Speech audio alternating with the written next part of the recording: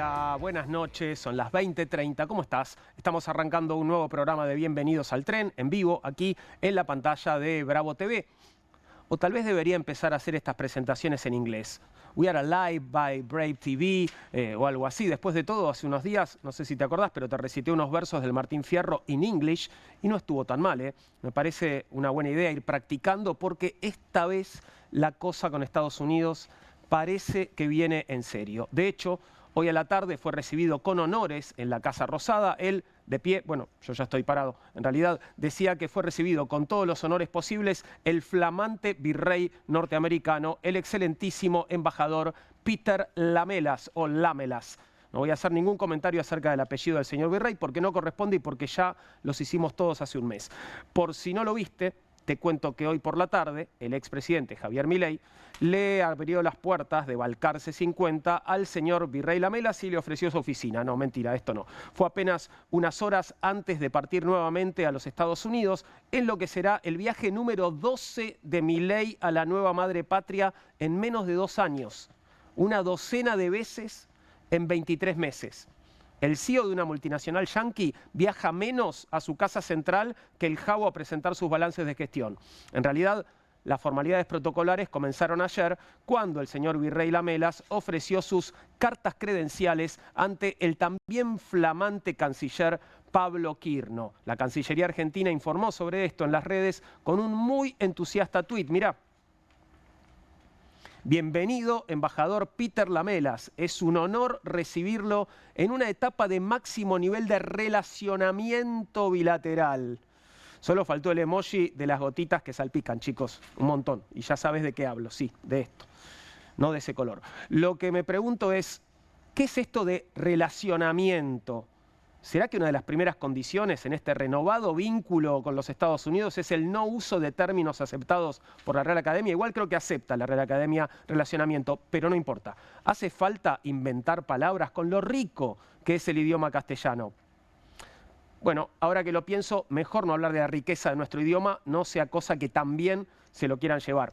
Esperemos que no. Igual hay que reconocer el enorme esfuerzo de la Cancillería para escribir etapa de máximo relacionamiento bilateral en lugar del más claro, preciso e histórico relaciones carnales que supo usar Guido Di Tella en los 90. Así que aplausos por el eufemismo.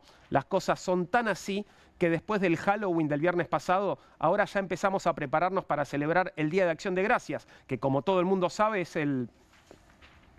Bueno, yo creo que este año ya pasó igual, así que será el año que viene. Prometo averiguar la fecha para la próxima. Espero que el señor virrey Lamelas no esté mirando el programa en este momento. Seguro que no. Si vos, en cambio, seguís ahí, espero que sí, te invito a subirte a nuestro furgón de noticias. Bienvenidos al tren, ya arrancó y todos serán tratados bien, como siempre decimos. ¿Cómo estás, Fabi? Fabi Solano, ¿todo bien? Todo bien, ¿cómo andás, Juan? Buenas noches. Muy bien, por suerte, buenas noches. Tenemos compañerito nuevo en el furgón hoy, Ulises Bocia. Bienvenido, Ulises. Bueno, muchas gracias. ¿Cómo están? Muy bien. Muy filósofo, bien. Ulises. Filósofo.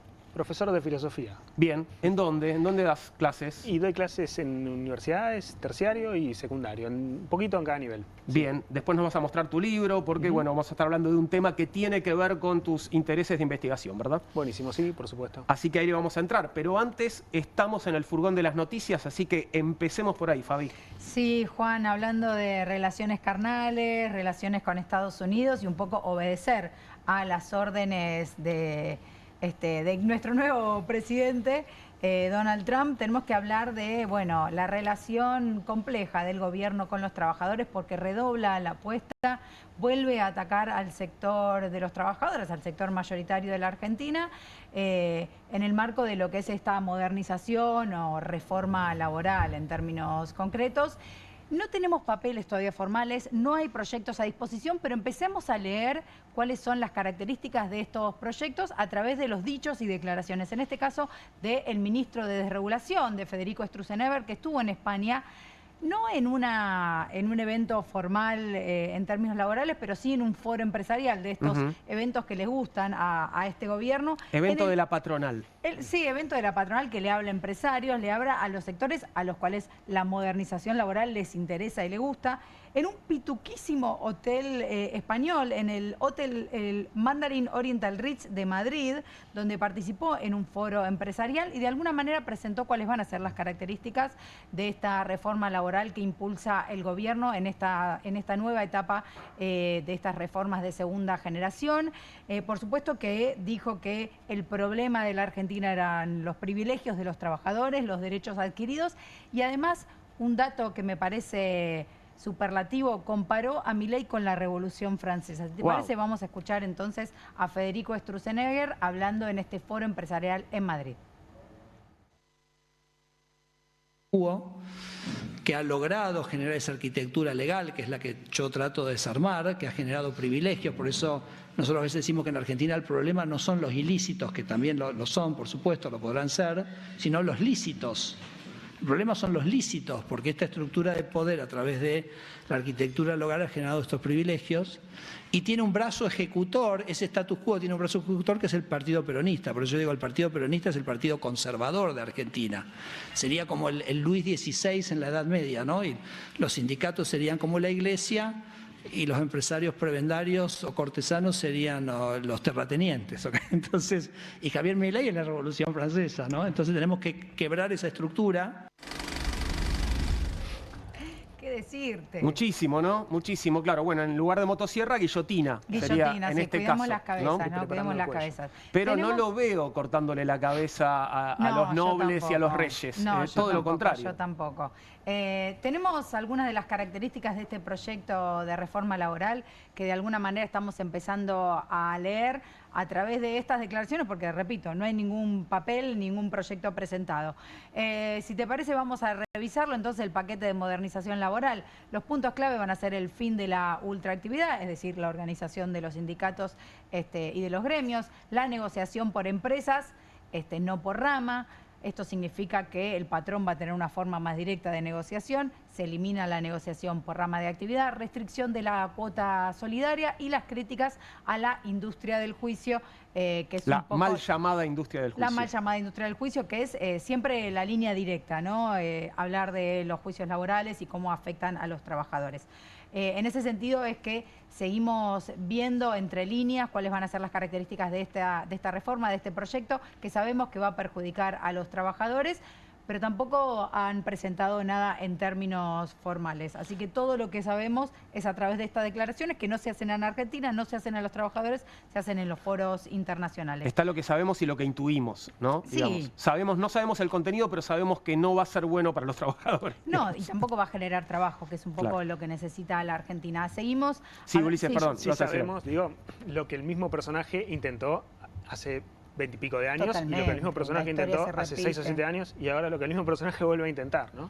En un marco, más o menos siempre como lo mismo. para poder intuir, ¿no? Claro. En un marco diferente porque en este momento sabemos que el trabajo informal en Argentina es el trabajo mayoritario, a diferencia de lo que era en los 90 y los 2000, ¿no? Y estas nuevas formas de trabajo y de uberización del trabajo, que es lo que el modelo laboral que intenta instalarse. Seguimos hablando de política. En este caso me parece lo que podemos llamar el primer gran triunfo de Milei en el Congreso. Estamos hablando de la Comisión de Presupuesto que esta mañana logró el dictamen favorable al oficialismo para el tratamiento del presupuesto 2026. Recordemos que en Argentina no tenemos presupuesto desde el año 2023, presupuesto aprobado.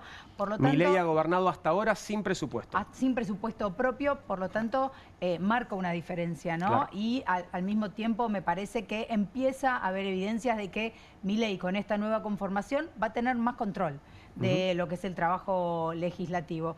Fue muy clave la participación de Diego Santilli, que postergó su llegada al gabinete para poder votar hoy. Salió 2020 la votación, se empató y quien terminó desempatando fue Berti Venegas Lynch, que es el presidente de la comisión, que por ser del oficialismo duplica su voto y de esta manera pudo inclinar la balanza para el oficialismo. Así que con este dictamen de comisión ya puede ser tratado en recinto del presupuesto. Para que hay algo que no entendí, porque yo pensé que Santilli había ido a la comisión a saludar como ministro del Interior. Lo hizo, saludó a todo el mundo. Pero primero fue como diputado, entonces, como diputado. Sí, hola, sí, ahora votó. con este saco doy diputado, voto, me cambio el saco, hola, soy ministro y los saludo. Exactamente, de hecho fue estratégico, ¿no? Claro. Porque sin su voto no se iba a lograr esta votación.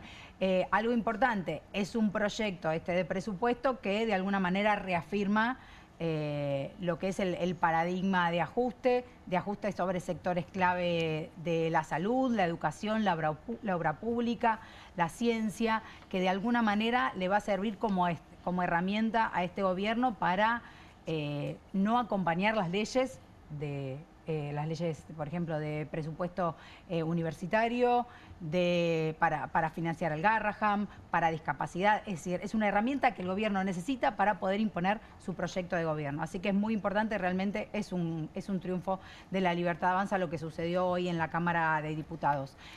Por otro lado, si tenemos que seguir hablando del gabinete del gobierno, tenemos una nueva llegada porque renunció la viceministra de Salud, estamos hablando de Sandra Loxisano, y en su lugar quien llega al gabinete es, ya te digo el nombre, acá, Guido Giana. ¿Quién es Guido Giana? No se lo conoce. Bueno, es una persona muy cercana al actual ministro, a Mario Lugones, por lo tanto, quien hoy estaba criticado, o era bastante criticado en términos de gestión, es quien está en la lupa de la investigación, también por las 124 muertes por el fentanilo contaminado. Mario Lugones es de alguna manera reasegurado, ¿no? Por Claro. esta llegada, es una persona también cercana a Caputo. Si bien se habló de la salida del Occitano por motivos personales, la verdad que fuentes cercanas al gobierno hablan de que hay ciertas rispideces, sobre todo por la salida de Guillermo Francos, que era una persona que respondía a Guillermo Francos, y con este nuevo cambio en el gabinete había que reafirmar la nueva conformación. ¿Quién es Guido Giana? Bueno, es ingeniero químico, viene del ITBA, una gran trayectoria en el PAMI, tiene experiencia en el sector público y en el sector privado, trabajó en el Sanatorio Güemes y es exfuncionario del gobierno porteño del PRO. Mira. O sea que tiene un pasado PRO. También puede hablar de este diálogo, ¿no? Que existe, claro, en estos dos sectores de la política. Pequeño asterisco aquí, vamos a volver sobre el tema salud y el escándalo de las muertes por el fentanilo contaminado. Dentro de un ratito en una mesa tenemos al familiar de una de las víctimas, de una de las personas que falleció justamente por recibir fentanilo contaminado, y también tenemos a un ex técnico del ANMAT que va a estar con nosotros para poner un poco de contexto a todo esto. Sí, y volviendo al tema salud, en este caso una buena para el lado de los trabajadores y una buena para los trabajadores del Hospital Garrahan, porque finalmente lograron un hecho histórico, un triunfazo, como ellos mismos lo definen, un incremento salarial para todas las categorías de trabajadores y el cumplimiento de la Ley de Emergencia Pediátrica en un acuerdo histórico entre el Ministerio de Salud, los gremios y la dirección del hospital. Se trata de un incremento del 61% del salario básico y un retroactivo con respecto al mes de octubre. Y además se reafirman los bonos que se habían decretado de 350.000 pesos al personal no asistencial y de 450.000 pesos al personal asistencial. Esto va a seguir vigente.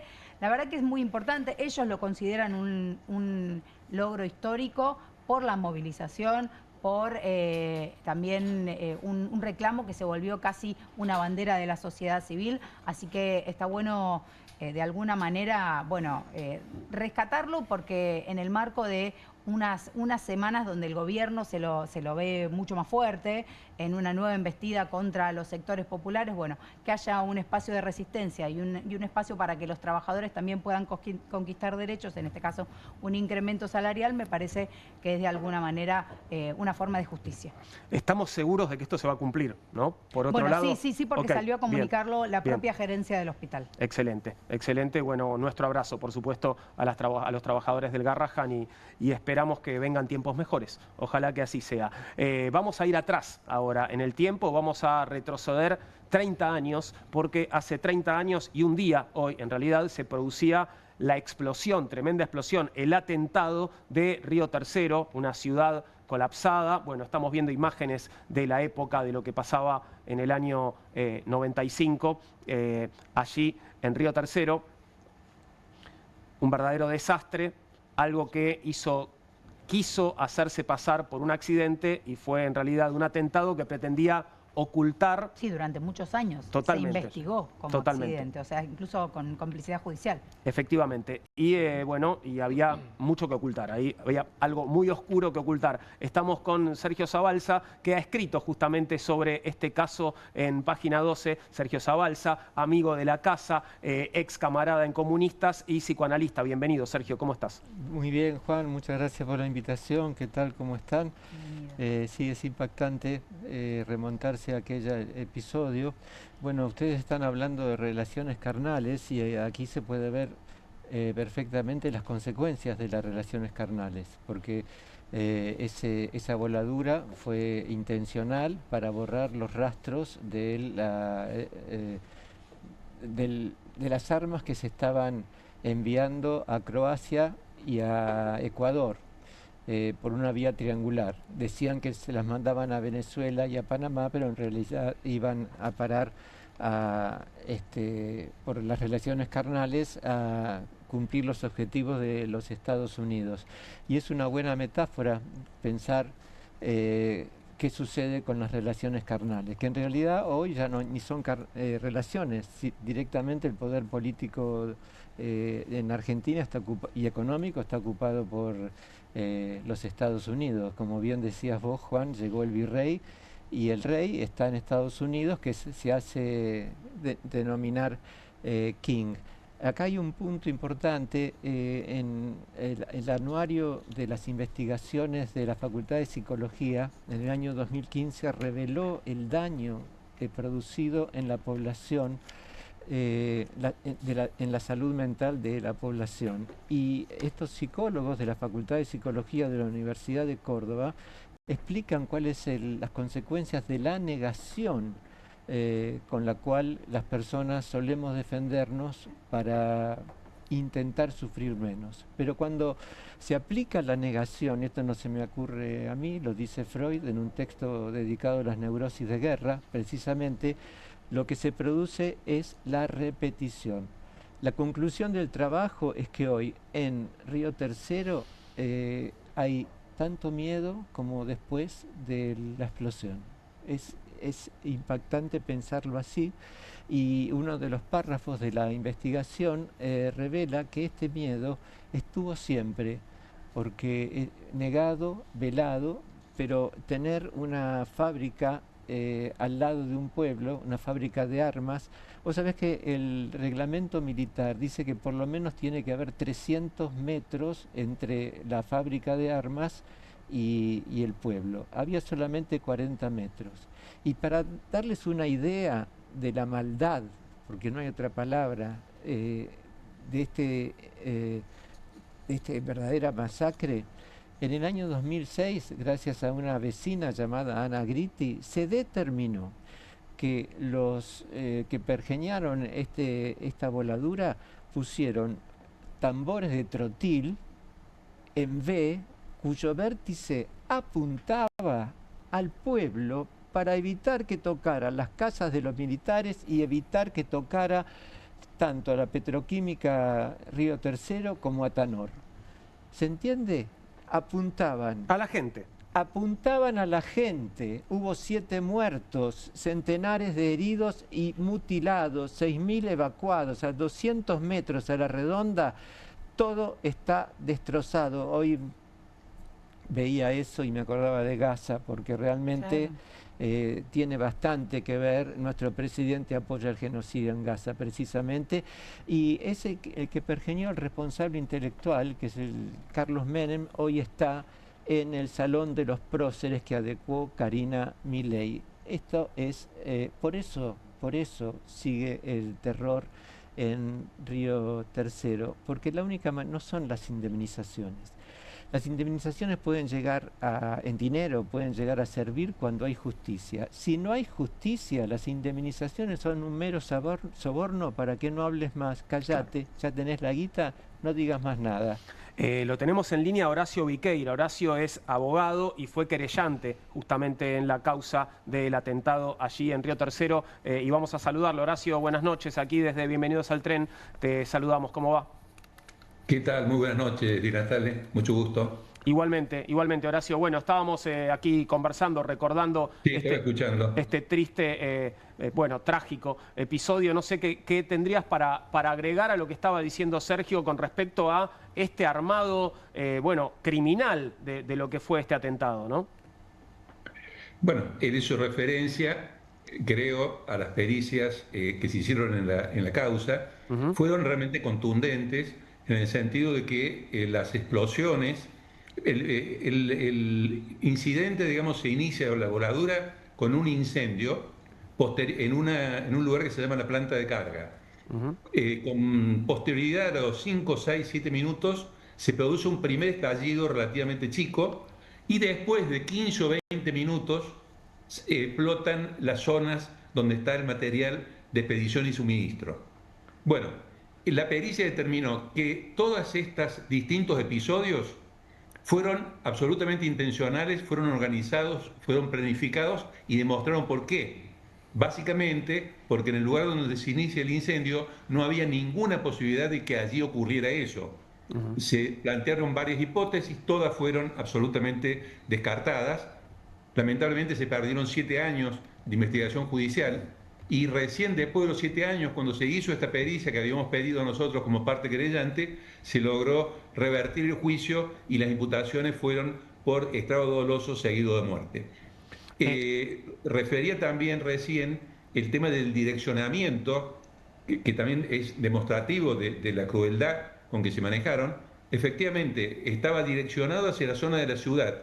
O sea, hay zonas muy cercanas al lugar de las explosiones, hacia el lado, digamos, donde están las petroquímicas y el resto de la fábrica, que prácticamente no fueron dañados, sufrieron daños muy menores. La idea de que está planificado tiene que ver con cosas que ocurrieron el día previo, la noche previa. Inclusive hay un patrullero de policías de la provincia de Córdoba que se acercan al lugar porque había movimiento de personal militar, los corren del lugar. Desde la guardia de la fábrica había un camión que habitualmente era parado justo frente a la fábrica. Esa noche le hacen sacar el camión a esta persona. En fin, hay una cantidad de datos concretos que tienen que ver con la planificación de este hecho. El motivo por el cual se hace volar la fábrica, tiene que ver con los faltantes de material bélico que habían sido enviados a Croacia. La situación era esta: desde distintas unidades militares existentes en la Argentina, durante varios años, del 91 al 95, se mandaron en 7 cargamentos cantidades de material bélico que no eran fabricados por fabricaciones militares, no eran fabricados para este negocio, entre comillas, sino que eran sacados de los arsenales del ejército. Entonces el problema más serio que tenían era que los cañones, los obuses, los morteros, las decenas de miles de proyectiles de distintos milímetros no estaban más, habían ido a Croacia. Entonces no tenían forma de resolver este problema y bueno, idearon esta cuestión tan macabra de hacer volar la fábrica. Y como ocurre siempre en estas causas, con posterioridad desde el poder político de entonces, se intentó por todas las vías introducir la hipótesis esta que había sido un lamentable accidente, que fue lo que dijo Menem cuando llegó a Río Tercero. Hay algo curioso, él dice: me han dicho que esto fue un accidente, habían transcurrido muy pocas horas. Bueno, nadie se hizo cargo de todos los involucrados en la causa de haber hablado con Menem para decirle esto. Claro. Es decir, no hay ninguno de los jefes que en ese momento estaban en la fábrica y que resultaron a posteriori condenados, porque hay 4 jefes militares condenados. Ellos no se hicieron cargo de haber hablado con Menem ni haber dicho nada y viajaron, digamos, en paralelo por distintas rutas a Río Tercero. Me refiero a rutas aéreas o vuelos. En consecuencia, no había motivos por el cual tan rápidamente se planteara esto. Pero además salió un comunicado, más o menos en los términos de Menem, explicando qué es lo que había pasado, supuestamente. Claro. El comunicado que salió en el diario La Nueva Provincia decía que el Zampi móvil que estaba funcionando en ese lugar había activado una espoleta y que eso había producido una explosión. Esto no era así, no fue exactamente lo que ocurrió, no había espoleta en el lugar, y que además había 3 muertos y dieron los nombres de los muertos. Es decir, desde el poder político, no hay sino otra posibilidad, no solamente desde el primer momento se planteó que esto tenía que ser calificado como accidente, sino que además se intentó operar en los medios de comunicación con esta versión de los hechos. Por supuesto que con posterioridad la situación fue cambiando y nosotros desde un primer momento empezamos a plantear, yo era diputado nacional, que esto no era un accidente, que era un hecho intencional y que se había realizado para encubrir los faltantes de material bélico pertenecientes al ejército. Horacio, tenemos aquellas declaraciones de Menem para compartir, quiero que las veamos, seguramente muchos las recordarán, pero hace mucho tiempo que no las vemos. Menem sosteniendo que lo que pasó en Río Tercero fue un accidente. ¿Podemos verlo, por favor? Le estoy diciendo que no, descártelo totalmente, es un accidente. Se trata de un accidente y no de un atentado. Ustedes tienen la obligación de difundir esta palabra. Descarte totalmente la posibilidad de que esto se trate de un atentado. Esto ha sido un lamentable accidente. Bien, ahí quisiera preguntarle a Horacio, y ya vuelvo con vos, Sergio. Está claro que esto fue armado de esta manera, ¿no? Que había un objetivo aquí, bueno, eliminar pruebas de lo que se estaba haciendo, que era una maniobra absolutamente ilegal. Ahora, ¿qué tan arriba en el poder político se tomó la decisión de hacer las cosas como se hicieron? Porque quien tomó la decisión de llevar adelante este atentado sabía que iba a matar gente. Yo creo, y digamos, es lo que la justicia, no es una opinión personal, después de mucha pelea, digamos, entre comillas, mucho idas y vueltas en la causa, se logró que Menem quedara procesado y su procesamiento quedara firme y que llegara inclusive a fijarse el inicio del juicio oral ya hace unos años, y bueno, antes del inicio del juicio Menem falleció, pero digamos, el Poder Judicial entendió, aún con intervención de la Corte, que había responsabilidades que debían ser juzgadas. El tema es que acá hay una conexión muy directa entre lo que fue la venta ilegal de armas fundamentalmente a Croacia. Menciono la Croacia porque es lo que tiene mayor magnitud desde un punto de vista material, digamos, la cantidad de toneladas de material bélico que se mandaron. Lo de Ecuador es más chico, da más bronca porque se trata de un país, en el caso de Perú, que digamos nosotros teníamos que garantizar la paz y con estas medidas se promovía la guerra de alguna manera. Pero lo de Croacia, hubo un involucramiento muy claro de parte de Menem. Él firmó los decretos falsos que decían que estas armas iban a ir a Panamá, esto era falso, iban a Croacia. Toda la estructura estatal, acá estamos, yo no quiero hablar de Estado terrorista porque digamos me parece que sería un exceso, pero es un crimen de Estado claramente, porque hay que vincular estos 4 años de impunidad absoluta para sacar armamentos de los cuarteles militares de la Argentina, del ejército argentino, mandarlos a Croacia, imaginemos el tratamiento aduanero, qué pasaba en las rutas, hay una cantidad de episodios que yo les podría contar, pero no vienen al caso, que, donde se ve claramente la intervención del poder político para sostener esta situación. Cuando evidentemente no había formas de arreglar el desaguisado, ya estaba la denuncia penal presentada a inicios del año 95, había una cantidad de elementos que empezaban a comprometerlo seriamente a Menem por el tema básicamente de los decretos, y bueno, tomaron esta decisión, como ha ocurrido lamentablemente en otras etapas de nuestra historia, donde han ocurrido hechos tremendos que uno no se puede explicar, como fue en su momento el bombardeo de Plaza de Mayo y tantos otros crímenes, bombas colocadas, digamos, en esa época también entre las multitudes, en fin, hay de algunos sectores políticos y militares, lamentablemente, una visión del poder que es absolutamente, yo diría casi inhumana, ¿no? Horacio, no respeta las reglas básicas de la convivencia democrática y de un criterio básico humanista, ¿no? Horacio, te escucho y el proceso de construcción de la narrativa y de justicia es muy similar a lo que pasó con la dictadura, ¿no? Se intenta instalar un relato, se plantea un sistema de correlación de fuerzas y en algún momento eso se modifica y a través de la justicia también, digamos, se acompaña el reclamo ciudadano. Sin embargo, Lo que me pasa con el tema de Río Tercero, y quería preguntarle particularmente a Sergio en carácter de psicoanalista, tengo entendido que en las últimas elecciones, tanto en las presidenciales como en las legislativas, ganó la Libertad Avanza por amplio margen, y me pregunto cuánto hay ahí de un mecanismo de negación o de silenciamiento del relato de justicia, porque si uno hace una analogía como hacíamos al principio, bueno, hay una articulación con Estados Unidos muy directa del gobierno de Javier Milei, que puede generar cierto espejo con lo que sucedió en ese momento.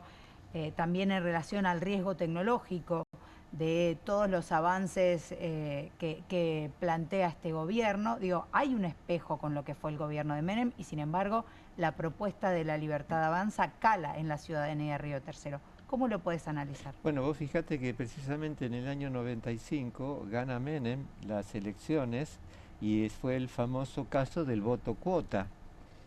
Como estábamos enganchados en las cuotas, los argentinos votamos a Menem a pesar de que había sobradas indicios de que era un gobierno nefasto.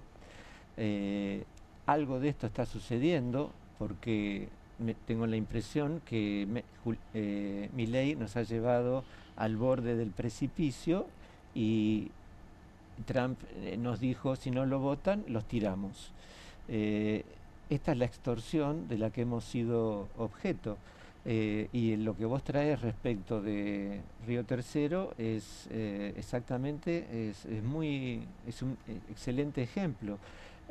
No solo está el dolor inmenso que todavía perdura por la voladura del año 95, sino que en Petroquímica Río Tercero en este año ha habido 300 despidos. Hace pocas semanas los pocos obreros que todavía quedan en la empresa tomaron la planta, la histórica planta, para protestar y exigir que la reincorporación de los despedidos.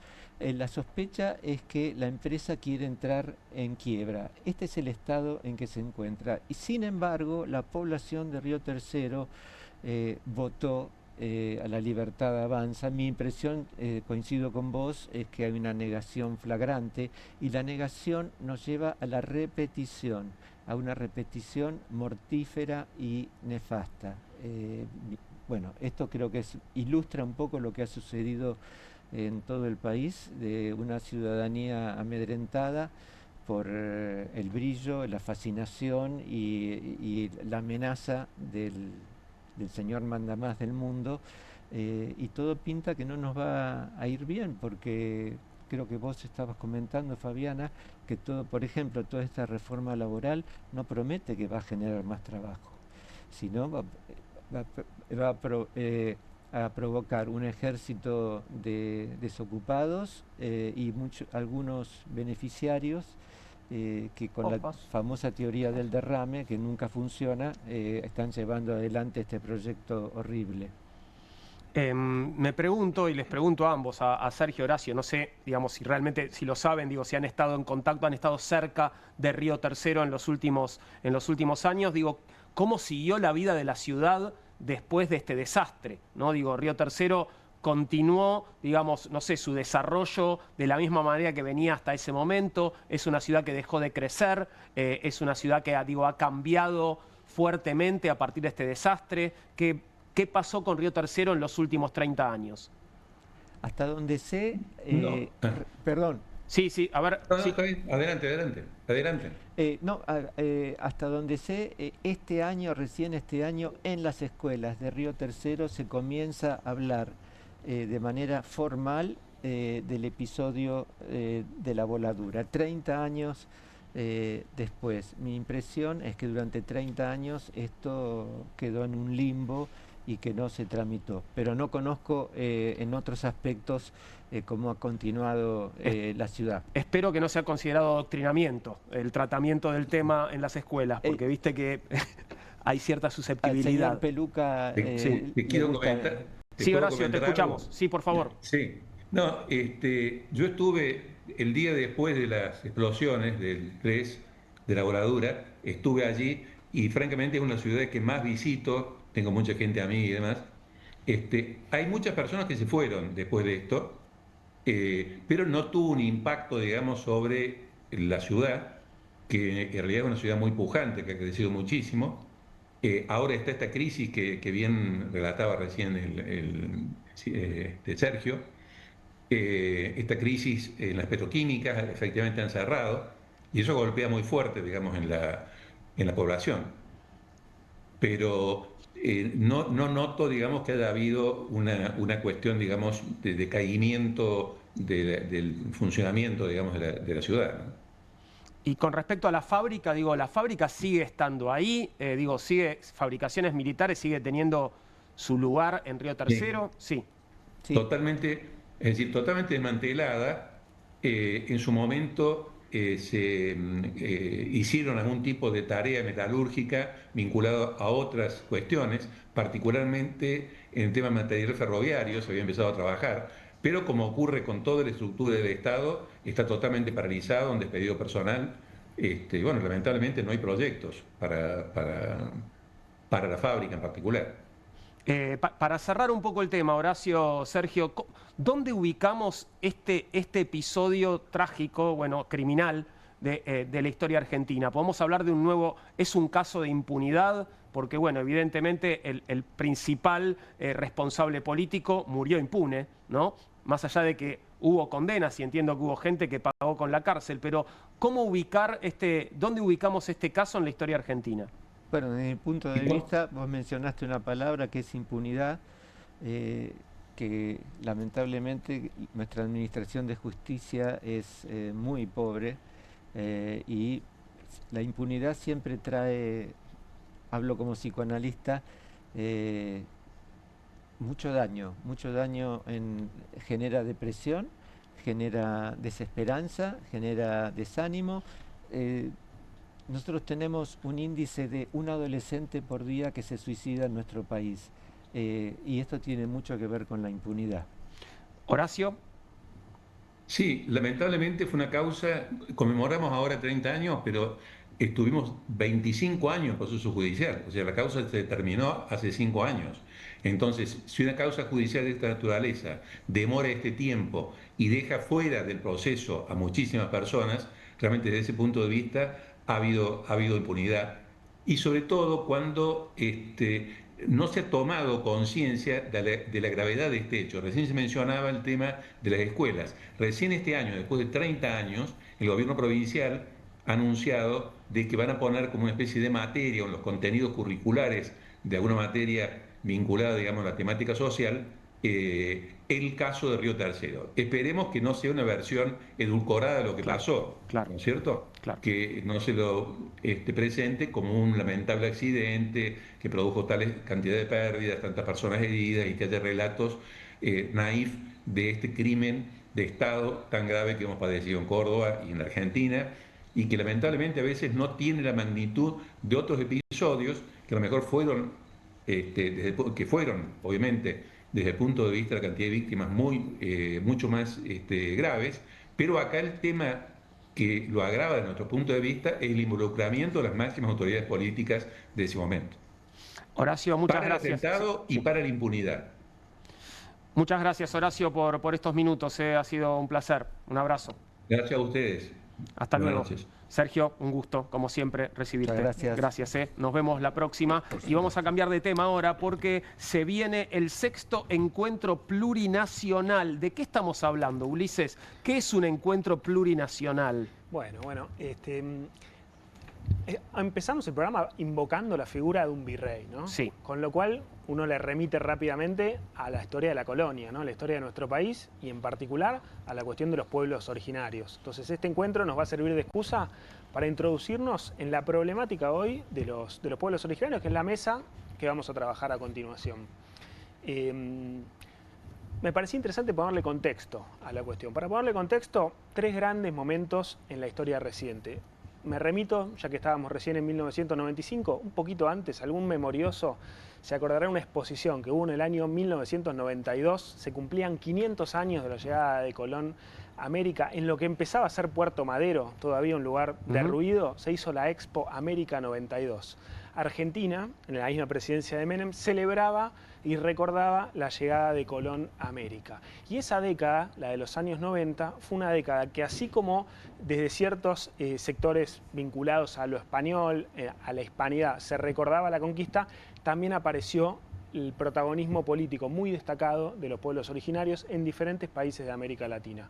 Muy marcadamente, algunas fechas, el 1 de enero de 1994, en México aparece el Ejército Zapatista de Liberación Nacional.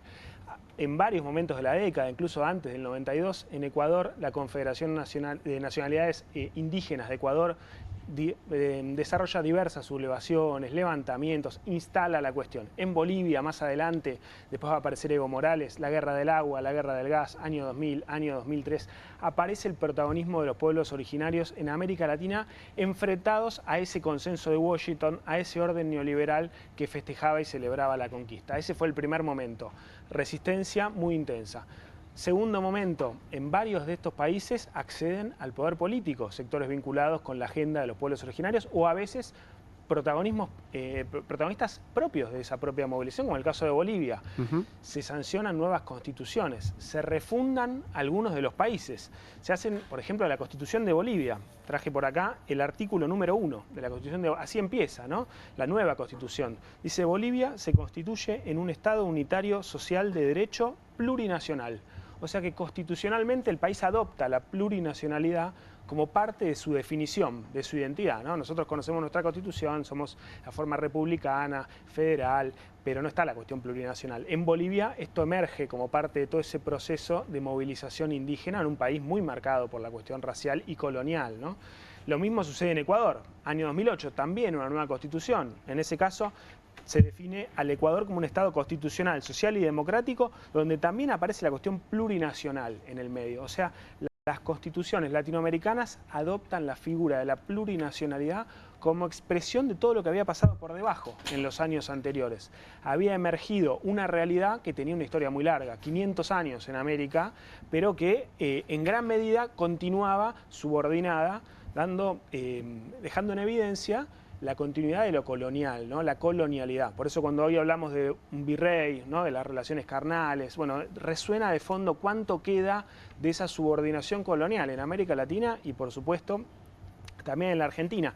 Esos mismos años, esa segunda etapa donde aparece en lo institucional, son los años en los que en Argentina, al calor del bicentenario de la Revolución de Mayo, recordemos 2010, hubo grandes movilizaciones en aquel año, en ese momento gobernaba la presidenta Cristina Fernández de Kirchner, se decreta el decreto 1584 y se cambia la denominación del Día de la Raza. Ahí creo que es interesante. Muchos recordarán seguramente un tuit que emitió el gobierno a través de uno de sus usuarios oficiales el año pasado, ya, y esta vez lo reiteró, hablando de Día de la Raza, ¿no? Tratando de recuperar algo que había sido removido. Y abrazando la hispanidad. La hispanidad, otra vez, ¿no? Claro, la llegada de Colón. El tuit del gobierno era contundente, ¿no? La llegada del 12 de octubre, un hito que marcó el inicio de la civilización en el continente americano. Antes, tremendo. Salvajismo. Más ofensivo no se puede imposible. hacer. No, incluso provocativo, ¿no? O sea, claro. Está escrito para provocar, lógicamente.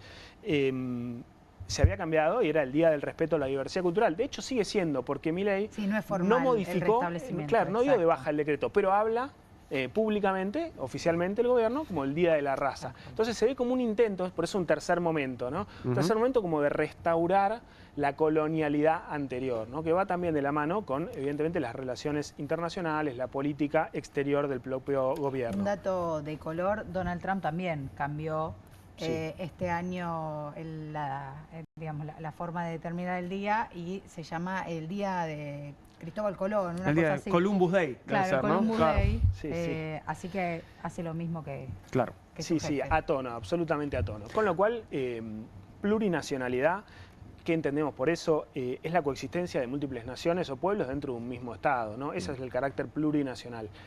América Latina, por supuesto, es una región, una patria grande. Se habla absolutamente plurinacional y muchos de los países también lo son a su interior.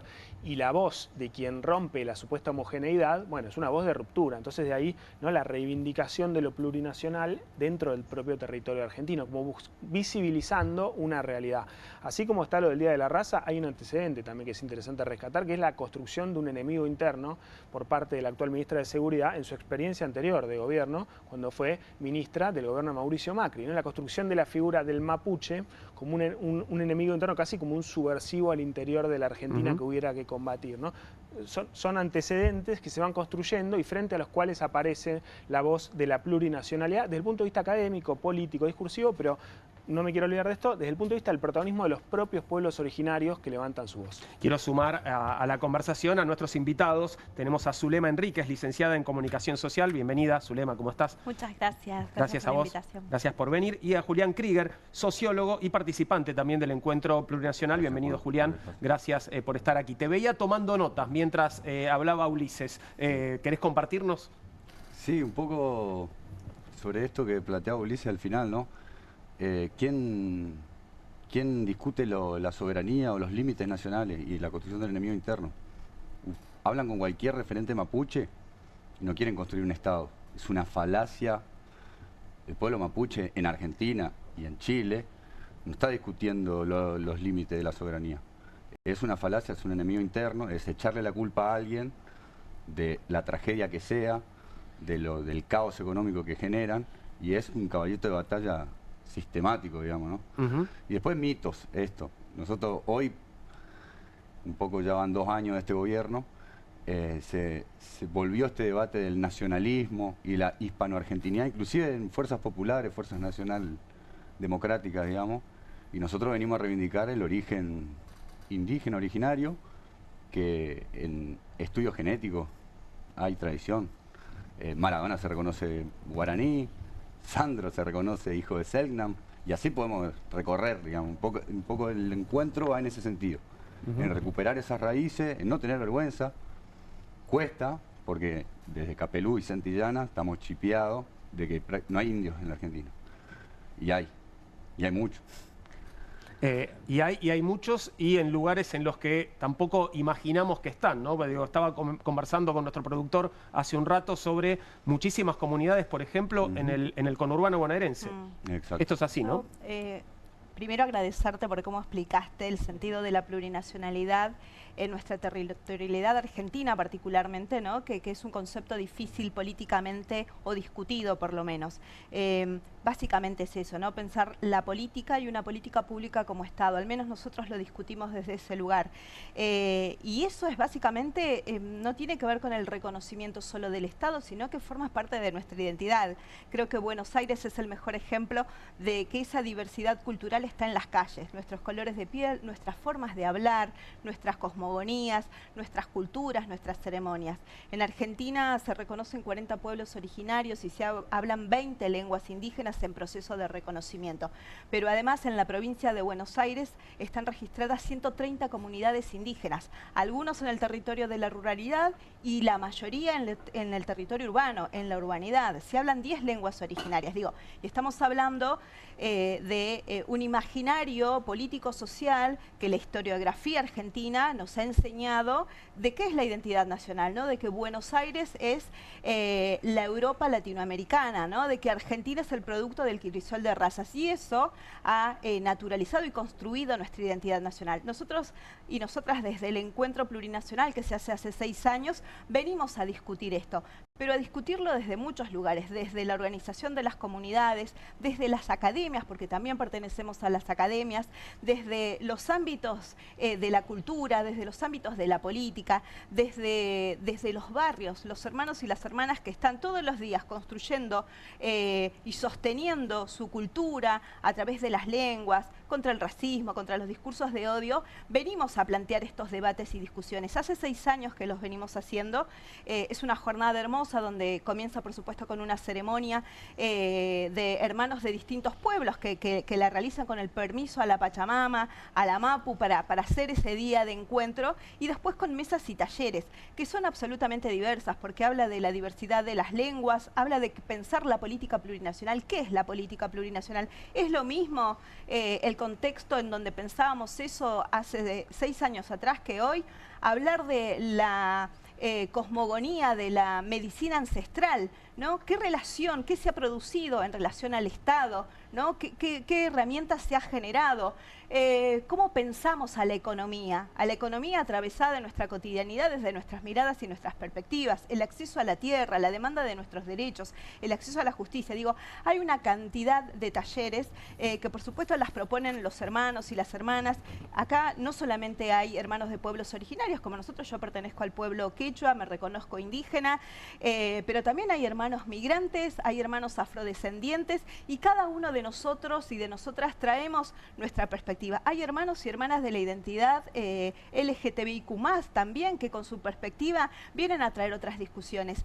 Y de eso se trata la plurinacionalidad, ¿no? De pensar la construcción de un Estado, de los Estados, desde la igualdad social, ¿no? Contra los discursos de odios, contra el racismo y la discriminación, entendiendo que queremos no solamente una sociedad, no un Estado, un país, digo, que hable de justicia social, que hable de igualdad social. Es la mejor forma reivindicar nuestra identidad, estar orgullosos de dónde venimos y de cómo construimos esa relación con el otro, ¿no? Entonces, nos parece que es una herramienta fundamental en estos contextos, insisto, y cada año hay desafíos nuevos, hay propuestas nuevas, hay discusiones nuevas también. Yo tengo una pregunta que creo que nos hacemos muchos, que también forma parte del debate y la conversación social permanente, porque también para simplificar justamente los paradigmas se suele asociar el desarrollo a la visión occidental y la cuestión de los pueblos originarios, más vinculada a la tierra, ¿viste? Lo que no genera tecnología. Y en ese sentido también es que muchas veces se simplifican conversaciones, como por ejemplo los debates en relación a los recursos minerales, ¿no? Que los pueblos originarios siempre están en contra del desarrollo económico, del desarrollo minero. ¿Cómo se puede plantear una conversación seria y real vinculada a los recursos que tiene la Argentina, pensando en términos geopolíticos, económicos, de desarrollo de nuestro país, que también sea amigable y que pueda traer y respetar los principios de las comunidades sin simplificarlos, que sea una conversación seria? Ahí hay un principio básico que es la cuestión de la soberanía. Digo, no, y de ver la historia y de ver la tecnología. Las acequias en Mendoza, fueron a Mendoza, habrán ido. Las acequias estaban construidas por los incas. Y Mendoza está partido a la mitad, mapuches, ranqueles en el medio, incas al norte. ¿Y la soberanía en qué sentido lo planteo? Que la minería está organizada en nuestro país, lastimosamente, de una forma extractiva. Claro. Dejan algo de regalías provinciales, producto de la reforma del 94 y de la política económica de Martínez de Oz, de la dictadura, y después lo que fue el menemismo, pero no hay oposición necesariamente al desarrollo económico. Hay oposición y es un ejercicio que hay que hacer, que es verlo como propuesta. Claro. La defensa de los recursos naturales, la defensa del acceso al agua dulce, es eso lo que está en discusión. De hecho, si las mineras se adecúan, hay un principio internacional que se llama consulta libre previa informada. La Argentina adhiere a ese convenio de la OIT, de la Organización Internacional del Trabajo, que plantea básicamente no es contra el desarrollo, es desarrollar instancias de consulta y participación, y le puedo asegurar que si las tecnologías que se aplican, las inversiones, los proyectos productivos que se desarrollan, están adecuados ambientalmente, eso se... ¿Y estos temas se trabajan en los encuentros? Digo, claro, sí, se trabajan. Hay proyectos y presentados. hay toda una generación de, inclusive que nueva en el derecho, digamos, que es plantear que la naturaleza tiene derechos. Así como los seres humanos tienen derechos, la naturaleza tiene derechos. el ambiente, la Pachamama, la Ñuquemapu, en el Mapuzungún, tiene derecho. Y nosotros somos parte de la naturaleza. Por eso, un poco retomando lo que planteaba el compañero, se ponen en discusión temas de fondo, pero no está en discusión que se necesitan explotar los recursos. El tema es cómo y a qué costo. Porque estamos en una situación particular donde la recesión económica genera el plafón para que a cualquier costo que vengan las inversiones extranjeras, a cualquier costo que el Tesoro nos dé unos dólares más para bancar el tipo de cambio. Ese es el escenario donde se construye y después se construye el enemigo interno. Repito, es cuestión de sentarse, hablar, dialogar, generar instancias participativas y hay propuestas. No es todo discusión, no, hay propuestas. Hay propuestas y hay experiencias históricas. Claro. Desde, no sé, restitución de bosque nativo, cogestión de parques nacionales. Pero hay muchos mitos, mucho prejuicio que hay que ir desandando. Pero se trata de eso. No es oposición por oposición misma. Es oposición en la medida que las cosas se hagan bien. Por eso insisto que el concepto básico para entender ahí la cuestión y hacer, digamos, es la cuestión de la soberanía. ¿Quién discute realmente? Claro. ¿Quién decide y quién altera realmente la soberanía de nuestro país? No son los pueblos originarios los que están poniendo en discusión la soberanía de nuestro país. No son los pueblos originarios los que están poniendo en discusión los límites que se cerraron en los 90. No, para nada. Nadie está queriendo correr la frontera. De ningún lado. Los que discuten Malvinas. Malvinas no están discutiendo los pueblos originarios. Inclusive con antecedentes previos de haber habitado antes.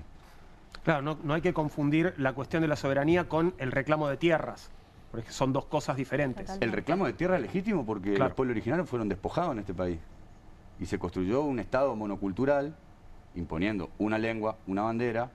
Inclusive es bueno el ejercicio de rever la bandera nacional, tiene el sol inca, se la puso Belgrano, porque participó en el éxodo jujeño y porque veía una unidad nacional incluyendo eso. Perdón, es el momento de mostrar la tapa claro, del libro de Ulises, que justamente va de esto. Contalo, claro, Ulises, por favor. Aprovecho justo que salía el día. Este es un libro que publiqué este año. Déjalo quietito en cámara, así se puede ver bien, por favor. A ver si ahí se ve bien. Muchas gracias. Se llama El Plan Inca, casualmente, y es un relato sobre el momento en que Manuel Belgrano visita el Congreso de Tucumán en 1816 y el 6 de julio propone que la Argentina adopte una monarquía y que corone un descendiente de los incas, ¿no? Y uno enseguida se empieza a preguntar qué hubiera pasado, ¿no? Si algo de eso hubiera caminado. Así que está publicado por Ediciones Futurock. Obviamente, gracias por la posibilidad de contar. Por favor, bien. Pero bueno. No, y aparte, digo, estos aportes, digo, las investigaciones, los libros, las producciones, la discusión y la inclusión de estos temas en las agendas mediáticas y en las agendas políticas es fundamental porque ayuda a la información y ayuda a deconstruir y a decolonizar la construcción de la identidad nacional.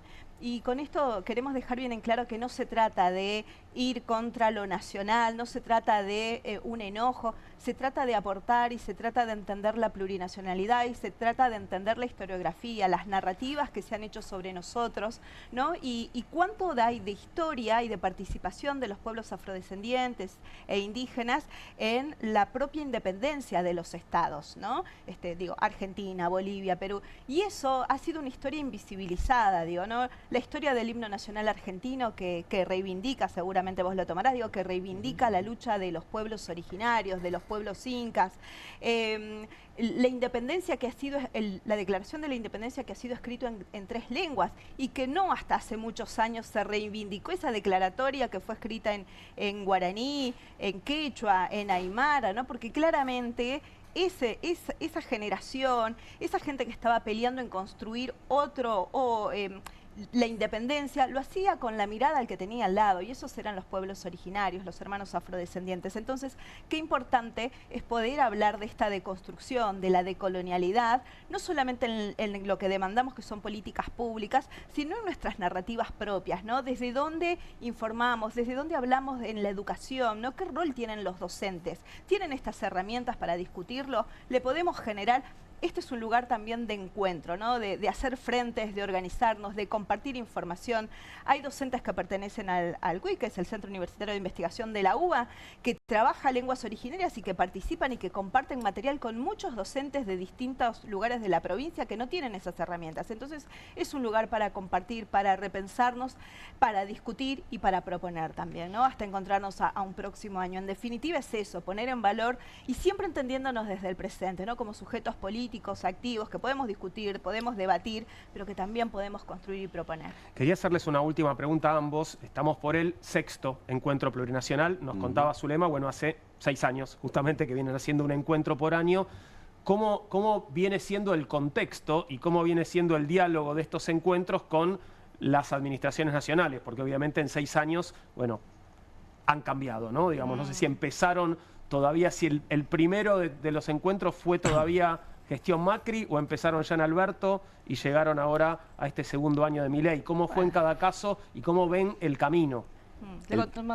El primero fue en Resistencia, un escenario muy similar a este. ¿Resistencia Chaco decís o en actitud de resistencia? El primero fue, claro, porque la pregunta era en relación al gobierno nacional. Sí. Gobernaba Macri, último año. 2019. Martiniano Molina en Quilmes, intendente. porque allí fue en Quilmes el primero, ¿verdad? Exacto, y lo hicimos en la Universidad Nacional de Quilmes. Bueno, Quilmes es el primer municipio plurinacional del país y tiene una dirección de pueblos originarios. O sea, reconoce la preexistencia. De hecho, el nombre Quilmes viene de los Quilmes. Y hay un pacto de hermandad con los Quilmes que se sostiene en el tiempo. Fue bravo, pero se hizo. Y después vino la pandemia y se hizo virtual. Y eso generó mayor participación federal, mayor participación de los territorios. Después se hicieron una serie de encuentros en el conurbano bonaerense, en Hurlingham. Fue en Hurlingham, en conjunto con la Universidad Nacional de Hurlingham. Al siguiente fue en La Plata, en conjunto con la Universidad Nacional de La Plata. Clave el rol de las universidades nacionales, por lo que estás contando, porque ¿no? además creemos eso, que esto se construye con actores de la sociedad y la educación es fundamental. Oiga, por eso te decía, vos arrancabas explicando la plurinacionalidad desde lo político y cómo eso afecta a nuestra cotidianidad. No es algo externo, no es que le pasa a Colombia o a Bolivia, nos pasa a nosotros y a nosotras. Entonces, qué importante es tener estas herramientas para hablar de colonialidad y por eso creemos que las universidades son nuestros socios y actores fundamentales. Y la verdad es que las universidades siempre nos han abierto puertas para repensar con sus espacios físicos, con sus cocinas, contribuyendo. Al año después de la ciudad de La Plata fue en Lomas de Zamora, ahí fue con el Frente de Hermanos Migrantes. Lomas de Zamora tiene mucha colectividad, comunidad migrante y allí fueron muy partícipes, lo cual es maravilloso porque genera otro contexto. Y finalmente este año va a ser en Moreno. Moreno, que es un territorio, es un municipio que tiene 7 comunidades indígenas, que además fue declarado ciudad, municipio plurinacional y pluricultural en el año 2022, lo cual es importante también, que trabaja mucho respecto del reconocimiento de la identidad como política de poner en valor. Entonces, siempre pensamos, por supuesto, recorrer la provincia, nos encantaría además ir a otras provincias, pero esto es autogestionado, esto es colectivo, comunitario y lo hacemos a pulmón, ¿no? Entonces, en lugares donde nos proponen y donde nos ofrecen lugares, activamos, actuamos y insisto, la idea de seguir proponiendo y construyendo, ¿no? Así que los invitamos el sábado a partir de las 9 de la mañana allí en Morón, en la escuela, que está en el pleno centro, y después el cierre cultural en la plaza principal de Moreno, en la plaza Mariano Moreno, con actividades que por supuesto cerramos con música, como Beatriz Pichimalén, por ejemplo, que es una gran referente y va a estar acompañándonos junto a otros artistas más. Ahí lo estás viendo en pantalla, el sábado 8, este sábado en Moreno, el 6º encuentro plurinacional. Muchas gracias, Zulema, por haber estado con nosotros. Gracias, Julián, también. Gracias por tocar estos temas. Gracias por tocar estos temas. Por favor, estamos para eso. Hacemos una pequeña pausa y continuamos con Bienvenidos al Tren en instantes y vamos a meternos en el escándalo del fentanilo contaminado.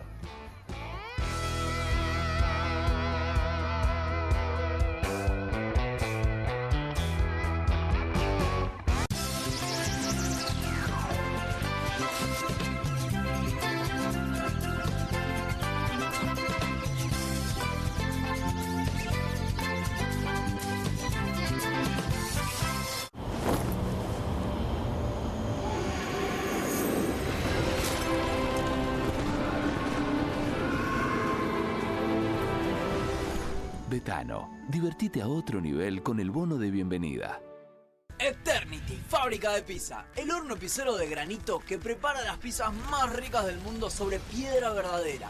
Simplemente encendelo y listo. Hace pizzas buenísimas, con doble mozzarella, horneadas a la piedra en minutos. El secreto reside en su zona dual de calor controlado que rápidamente calienta la placa de piedra cerámica hasta 400 grados mientras derrite el queso y hace una masa crocante. Así podrás hacer pizza a la piedra como los profesionales en solo minutos. Agrega tus ingredientes favoritos a cualquier masa de pizza y tendrás tu pizza gourmet con Eternity Fábrica de Pizza. Podés crear tus pizzas favoritas en familia y hasta podrás ver cómo crecen a través del visor. De masa fina o de molde, tus pizzas saldrán como te gusten y en minutos. Este horno de piedra prepara incluso pizzas congeladas en mucho menos tiempo. También podrás hacer una pizza dulce increíble. Además, no gastarás gas, leña ni carbón. Eternity Fábrica de Pizza es eléctrico. Enchufalo y llévalo con vos. Tendrás tu propio horno Eternity Fábrica de Pizza por un precio promocional. Además, el pack incluye palas profesionales genial para tus pizzas. Para que hagas la mejor pizza a la piedra del mundo y de un modo increíblemente rápido. Escanea el QR, ingresá a nuestra página web o llama al teléfono en pantalla. No demores más. Descubrí los productos más novedosos y exclusivos en tvcompras.com. No pierdas tiempo. Aprovecha esta oferta y obtén este fantástico producto de TV Compras. Llama ya. Hay casa, hay freezer, hay helado, hay serie, hay sillón, hay bono helado, hay amigos, hay reunión, hay postre blog, hay cumple, hay bardo, hay mogul helado, hay postre, hay palito, hay helado chocotorta. Hay casa, hay freezer y tus chocolates y golosinas favoritas hechas helado. Cueste lo que cueste. El primer streaming de Perfil.com, conducido por Román Yuch junto al Doc Juan Heruela, los periodistas Marcelo Mármol Moura y Lucas Buceta. Información deportiva, opinión y análisis. Cueste lo que cueste. De lunes a viernes, a las 10 horas, por Bravo TV. Emprendidos, con la conducción de Ornella Flench. Historias de emprendedores en primera persona. Consejos prácticos para alcanzar sus metas. Emprendidos, de lunes a viernes a las 12 horas por Bravo TV. QR, con la conducción de Paulo Caruso y gran equipo. La síntesis del día para un público que valora el periodismo crítico. QR, de lunes a viernes a las 22 por Bravo TV. Bienvenido a todo Latinoamérica. Caras TV llegó a DirecTV, el canal de las celebridades. Entretenimiento exclusivo las 24 horas del día. Más Caras, con la conducción de Héctor Maugeri. Red Carpet, Caras News, Caras Realeza, Caras Fashion, Caras TV. Llegó a DirecTV. Contenidos exclusivos para toda Latinoamérica. Espero que te guste. Cociné un pollo con papas, acariciado por una cocción a gas envolvente y uniforme, para luego ser realzado con un suave calor preciso. Ah, ¿lo hiciste al horno?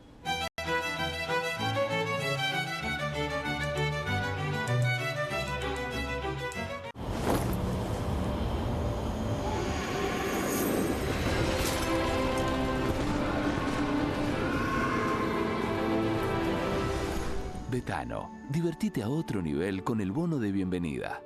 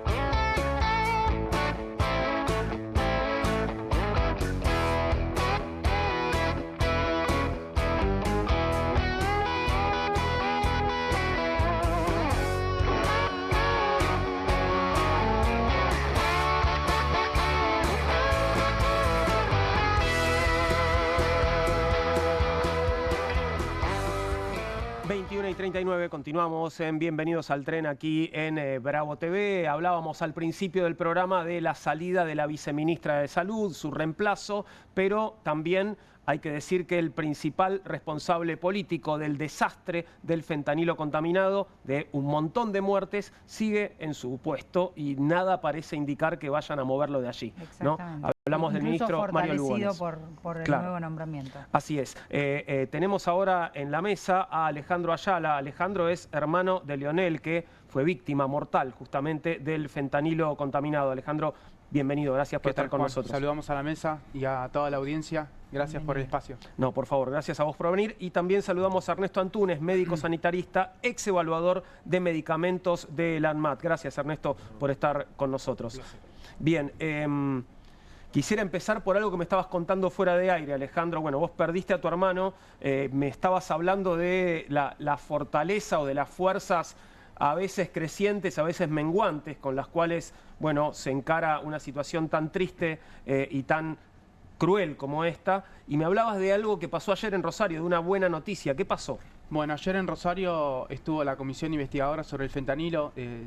Se habrán escuchado sobre este tema en Congreso. La comisión investigadora ayer estuvo escuchando a las familias de Rosario. Fueron más de 14 familias que estuvieron dando su oratoria, 2 en particular, pero después se sumaron varias familias más. Y realmente se han demostrado diferentes discursos, se han rescatado las voces de las familias con mucho dolor, pero con una lucha legítima y muy clara de lo que quiere la sociedad hoy, que es una reparación social, que es muy complejo hablarlo, ¿no? Pero igual de todas formas queremos ir ganándolo de a poquito para que se pueda entender y que también la sociedad se comprometa en esta situación que todavía no estamos ni en el 50% de los casos revelados de esta masacre a nivel nacional por un medicamento que mató hasta el momento a 124 personas. Y lo que decís es que hay todavía casos que no están identificados, digamos. Hay muertes que ya se produjeron, pero que no se ha podido establecer todavía la conexión con el fentanilo contaminado. Total, el 25 de septiembre el juez de la causa, Ernesto Kreplak, emitió un informe decreto que da cuenta de todo el escenario de la situación. Hizo su primera intervención en concreto. Hasta el momento hay 17 personas imputadas, 6 de ellas tienen prisión preventiva y afirma de que se han encuestado más del 50% de los casos en todo el país. Hasta el momento 54 casos en la provincia de Buenos Aires, 54 casos en la provincia de Santa Fe, Rosario, Córdoba y Formosa. Realmente son las provincias más afectadas por esta situación, pero de todas formas, acá en esta crisis ha revelado un ANMAT con un gran déficit en el mecanismo de poder detectar y poder prevenir lo que sucedió con un medicamento que se distribuyó en todo el país. No se pudo identificar a tiempo que estaba produciendo la muerte de estas personas. Ahora voy con vos, Ernesto, porque en noviembre del año pasado la ANMAT efectivamente produce un informe, ¿no? Allí en el laboratorio de los Furfaro, y ahí empieza el problema, ¿no? Porque ese informe no, es desoído o no se toman las medidas que debieron haberse tomado después de lo que advertía ese informe. Según lo que sabemos, el ANMAT inspeccionó el laboratorio en diciembre, aproximadamente a mediados de diciembre, si no recuerdo mal, y había dejado un informe lapidario. O sea, había encontrado fallas críticas que impedían que el producto se hubiera producido. En realidad esto no debió haber ocurrido. El ANMAT, cuando te hace una visita, una inspección, te deja un informe. O sea, si bien después viene el informe firmado por el director del INAME y demás, te labra un acta en el laboratorio. El laboratorio ya conocía que tenía esas dificultades, que tenía esos problemas. Entonces ahí, como vos bien decís, empieza el problema. Ahora, ¿qué pasó entre mediados de diciembre y creo que fue el 8 de mayo del año siguiente que se dio la suspensión, el retiro y la prohibición de la comercialización de este producto? Es lo que no logramos todavía dilucidar, digamos. porque el alerta estaba. Y entonces acá hay distintas aristas. Una es la arista de los responsables directos del problema, que son los responsables del laboratorio. Toda la línea que después la justicia tendrá que investigar su grado de responsabilidad, que va desde los dueños del laboratorio hasta los técnicos y profesionales que colaboraron en que este producto saliera a la comercialización cuando o no tenía los controles adecuados, o los controles estaban dibujados, o hicieron caso omiso de los problemas. Entonces esa es una primera arista. La otra arista, y es la que a mí me interesa particularmente, porque sobre la cuestión, digamos, privada de cómo un laboratorio hace las cosas mal, es responsabilidad de quien lo hace, pero nosotros como sociedad y como Estado tenemos que garantizar, el Estado tiene que garantizar que eso no ocurra. Entonces hay un problema donde el Estado no fue lo suficientemente taxativo con el control de este producto, ¿no? ¿Por qué ocurrió eso? ¿Y por qué hay ese gap, ese lapso de 5 meses entre una cosa y la otra? Es lo que, bueno, que CLEPRAC tendrá que investigar en profundidad, y por eso supongo que están imputados y han sido secuestrados los teléfonos, y se está investigando las comunicaciones, han aparecido, inclusive han trascendido chats entre los propios técnicos del laboratorio, donde decían, no, esto hay que dibujarlo, esto lo teníamos que haber hecho antes y no lo hicimos. O sea, controles que se presentaron o sea, a posteriori del problema, con datos predatados, digamos. Hay todo hay un enchastre, pero como yo quisiera ser enfático en esto, una cosa es el enchastre del laboratorio, que les corresponde en la generalidad de la ley y tendrán que hacerse responsables. Y el otro es el problema sanitario, para el cual el Estado no fue lo suficientemente riguroso para Ahora, evitarlo. perdón, pero ¿en qué tendría que haber consistido ese rigor? Está el informe lapidario de ANMAT, ¿no? Bueno, se advierte, bueno, acá está todo mal. Después de eso, ¿no debería venir una clausura? Por supuesto, por supuesto. Y eso una es lo que no suspensión. llegó. Y Claro. eso es lo que no ocurrió en tiempo y forma. Claro. Sí ocurrió. Ocurrió. Ocurrió efectivamente después del Mucho problema, más tarde, digamos. claro. Pero eso debió haber ocurrido en forma Inmediatamente. perentoria. Claro. Ahora, ¿por qué eso no ocurrió? Bueno, uno puede elaborar muchas hipótesis. Hay infinidad de hipótesis que uno puede elaborar. Yo lo que siempre he pensado es, si durante 33 años que tiene la creación del ANMAT estas cuestiones no ocurrieron,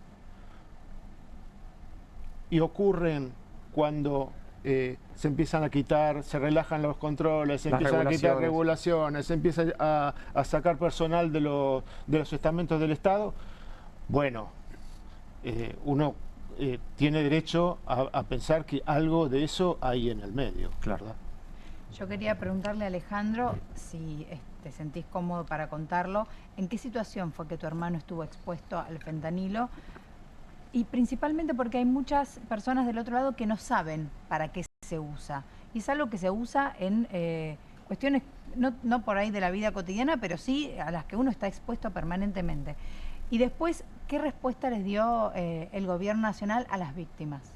Bueno, primero es muy buena tu pregunta, Fabiola, porque nos llegan preguntas a nosotros de familias que no entienden la situación, recién están escuchando. El problema que hubo en la República Argentina es que se infiltró un medicamento que se llama fentanilo, de una marca específica que se llama HBL Pharma, de un lote puntual, 31.202, en toda la República Argentina, y bueno, provocó la muerte de personas. Esto hay que detallarlo porque tal vez la gente se confunde que el fentanilo en general ha provocado esa incidencia, ¿no?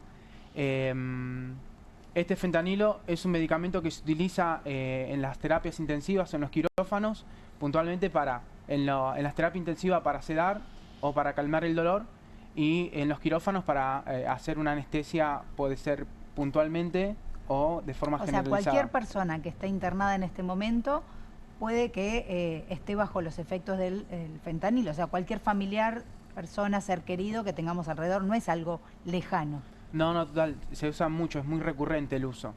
Pero sí nos llegan consultas de personas que no sé si quieren sacar la duda, Claro. si es de este laboratorio o no, porque el gran problema también de la República Argentina es que este medicamento no tiene trazabilidad, que es un punto que se está discutiendo ahora en el Congreso.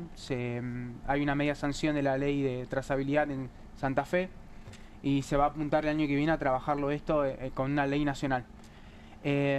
Con el tema del Poder Ejecutivo, el Ministerio de Salud, la ATMAT, la INAME o los organismos de Contralor no intervinieron directamente con las familias. Nosotros no nos llamaron nadie, ningún funcionario público de la salud para darnos contención, acompañamiento, asesoramiento. De hecho, mismo la ley de víctimas de delitos, el Senavit en particular, que está siendo gestionado por el Ministerio de Salud y el Ministerio de Justicia, a nosotros no nos dio asesoramiento jurídico, acompañamiento psicológico y atención médica.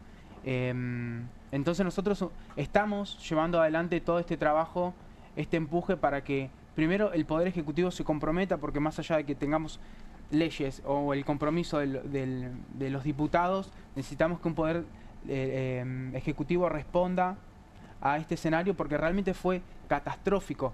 Uno se pone a analizar la línea de tiempo de cómo fue este escenario y no se puede creer.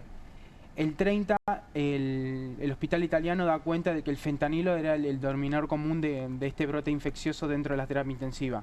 El 2 de mayo lo eleva como advertencia al Departamento Post-Vigilancia de Comercialización de la ATMAT. El 5 recién le llega esto al despacho del departamento.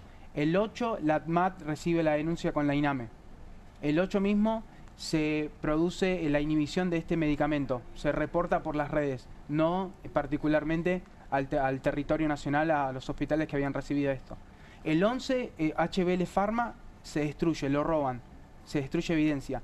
El 12 se eleva la denuncia al juzgado. El 13 lo llevan a la denuncia, perdón, el 13 lo llevan la denuncia a la fiscalía. El 15 destruyen productos de 5 kilos de fentanilo. Claro. Y así sigue la historia. Y en el medio víctimas. Y en el medio víctimas. En el medio y antes. No hubo, en el medio, claro. No hubo intervención por parte del Ministerio de Salud y del ATMAT para poder resolver esta situación a tiempo. Después lo que determina el juez en el informe, que habla de que, bueno, que todos los mecanismos que se tenían que dar para detectar a las víctimas y a las ampollas no se dieron en tiempo y forma.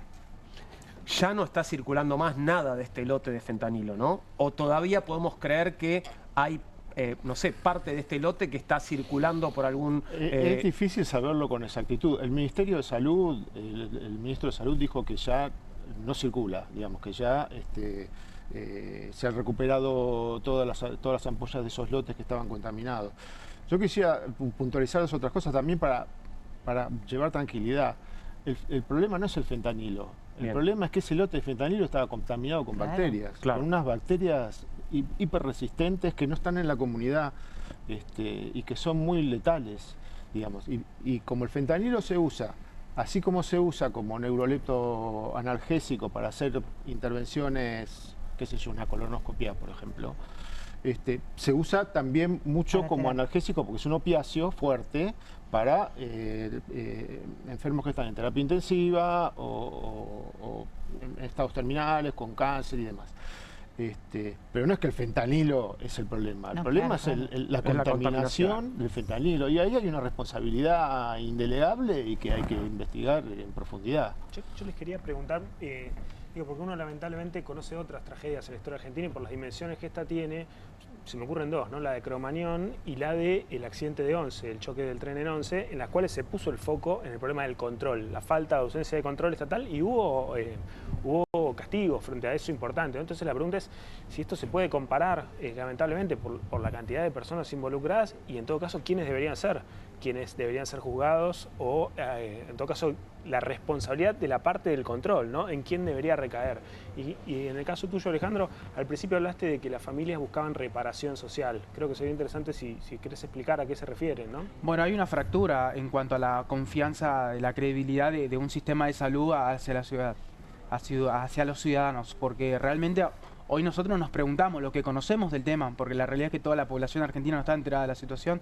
Lo que conocemos del tema, estamos con dudas en si nos vamos a intervenir o no quirúrgicamente, es la realidad. Claro. Tienen que reparar, tienen que garantizar, como bien decía el doc, tenemos que recuperar esa confianza o garantizar que las farmacias o los laboratorios estén operando como tienen que hacerlo con los estándares de calidad.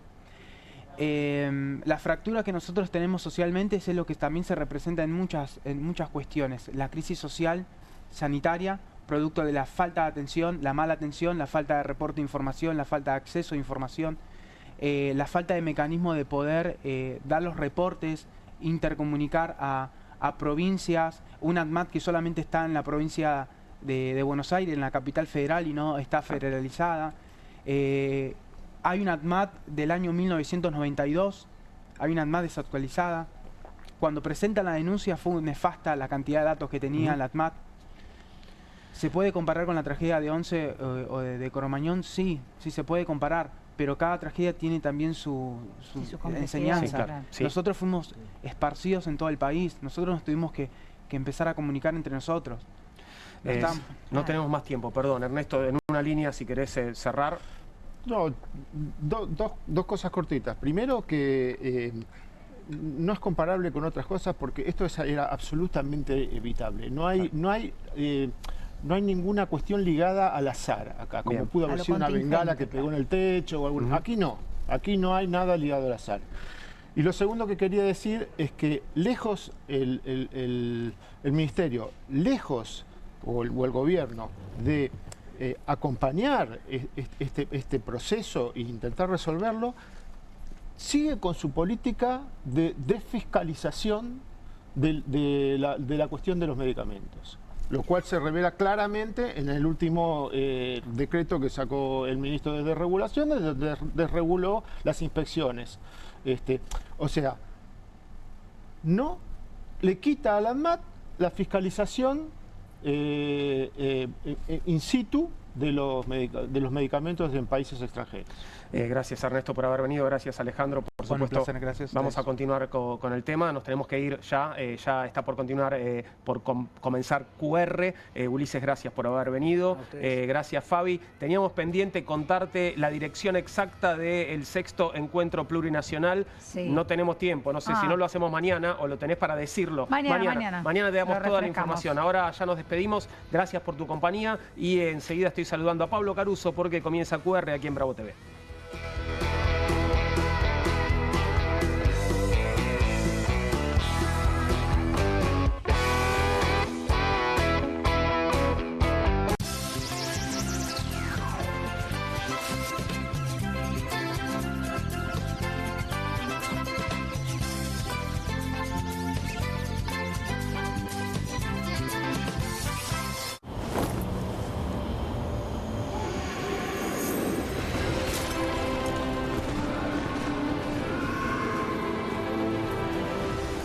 Betano, divertite a otro nivel con el bono de bienvenida. Las casas usan diferentes perfumes. Eligen oler a café en la mañana, a veces a ropa recién lavada y otras a madera. Pero cuando quieren oler a limpio, eligen Prosenex. Sentí el perfume de la limpieza. Prosenex, limpieza que se siente. Cueste lo que cueste. El primer streaming de Perfil.com, conducido por Román Uch junto al doc Juan Heruela, los periodistas Marcelo Mármol Moura y Lucas Buceta. Información deportiva, opinión y análisis. Cueste lo que cueste. De lunes a viernes, a las 10 horas, por Bravo TV. Emprendidos, con la conducción de Ornella Flench. Historias de emprendedores en primera persona. Consejos prácticos para alcanzar sus metas. Emprendidos, de lunes a viernes a las 12 horas por Bravo TV. QR, con la conducción de Paulo Caruso y gran equipo. La síntesis del día para un público que valora el periodismo crítico. QR, de lunes a viernes a las 22 por Bravo TV. Bienvenido a todo Latinoamérica. Caras TV llegó a DirecTV, el canal de las celebridades. Entretenimiento exclusivo las 24 horas del día. Más Caras, con la conducción de Héctor Maugeri. Red Carpet, Caras News, Caras Realeza, Caras Fashion, Caras TV. Llegó a DirecTV. Contenidos exclusivos para toda Latinoamérica. Hay una casta superior que es los periodistas que si mienten, calumnian, injurian y dicen cualquier cosa. ¿Tenés ahí los nombres de los periodistas que tengo que meter en cana? No nos tomamos esto a la joda, como esos periodistas mentirosos. Y dentro de la cancha vale todo, que la vayan a buscar, la tienen adentro. Soy un abanderado de la batalla cultural, pero los imbéciles con déficit de IQ doméstico, ¡ay, no, miedo! Mientras que los imbéciles de los periodistas... ¿Sabes la cantidad de periodistas que tengo para mandar a la hoguera? Las mentiras de los medios. Y periodistas ensobrados, operadores, basuras.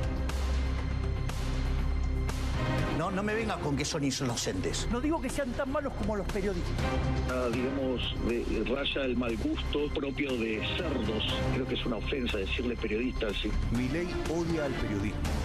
Nosotros amamos al periodismo. Suscríbete a perfil.com.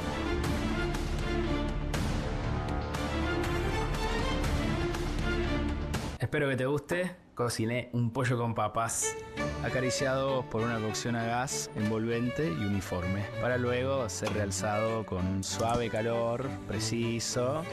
Ah, ¿lo hiciste al horno?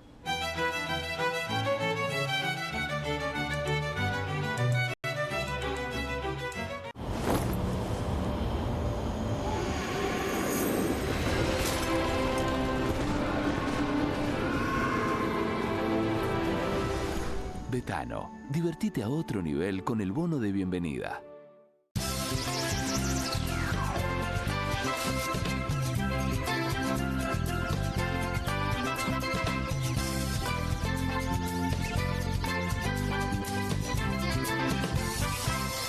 Aquí finaliza el horario de protección al menor.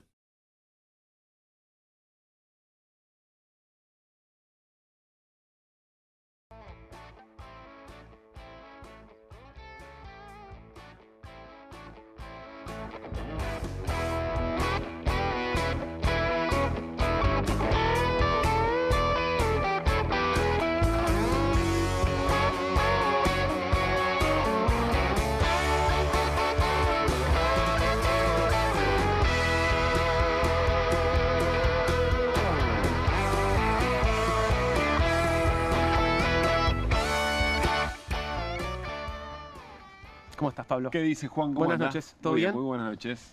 ¿Todo bien? ¿Qué tal la noche del martes? Bien, bien. ¿Sí? Hasta ahora, Muy bien. espectacular. ¿Cómo viene la tuya? Bastante bien. Bien. Sí. Se viene un lindo QR. Se viene un QR y de arranque va a ser medio pesuti. Sí. Epa. Un par de escenas que vimos hace un rato, muy fuertes, de verdad. Escenas de... Escenas de violencia que no deberían ocurrir en la televisión argentina. Sí, en un ratito te lo cuento. Me da intriga, me vas a agarrar Sí. viajando, así que contámelo. Si querés, porque... quédate porque va, Ok. va muy de arranque. Ok, perfecto. Voy a hacer, tengo un cambio literario. Me encanta la literatura. Sí, o sea, y que ves, nos este ayude libro para está esto. cerrado. Sí. Vas a ver lo que pasa cuando lo abro. A ver. Ah, no, es una cosa Increíble. espectacular. ¿Viste? Sí, Literatura muy bien. japonesa, tiene Bueno. estas prestaciones también. Desde Te ya. vuelvo por acá, muchas gracias. Gracias. Ok, perfecto. Bueno, Juan, estamos ya tenemos? noche de martes y viste que hay como una sensación que todo está en una suerte de reacomodamiento. Todo se está reacomodando y claro, este reacomodarse al presidente de la Nación evidentemente le da tiempo para otras cosas. Claro, para el ocio que tanto necesita. Acordate que él nos Ese ocio contó que necesita. que necesita ocio para después entregarse con todo a la gestión. Porque si no podría tomar malas decisiones. Efectivamente, por ejemplo. si está mal dormido, mal descansado. Sí. Sí. Y despunta un poquito el ocio con esto que te vamos a mostrar de ahora, mirá. A ver. Epa. Viste que viene AC/DC a la Argentina. Vuelve el año que viene, efectivamente. Claro, y hay un usuario cuyo nombre es Gorras del Cielo, que es un gran nombre. Gorras del Cielo me suena un poquito libertario. Sí, igual, ¿no? pero está muy bien, ¿no? Porque Sí. ya hay que encontrarle la vuelta después de tanto tiempo. Y dice, AC/DC invitó a participar de su show al presidente Javier Milei el próximo 23 de marzo en River. Sí. Aparece el fotomontaje, pero lo más curioso es que el propio presidente dice, vamos, celebra, lo festeja. mete puñito. Sí. Presidente, tenga cuidado porque en las redes sociales dicen que circula mucha información que no es cierta. Que no es cierta, sí. Sí. Así que puede ser que no lo haya invitado AC/DC Claro. a su show.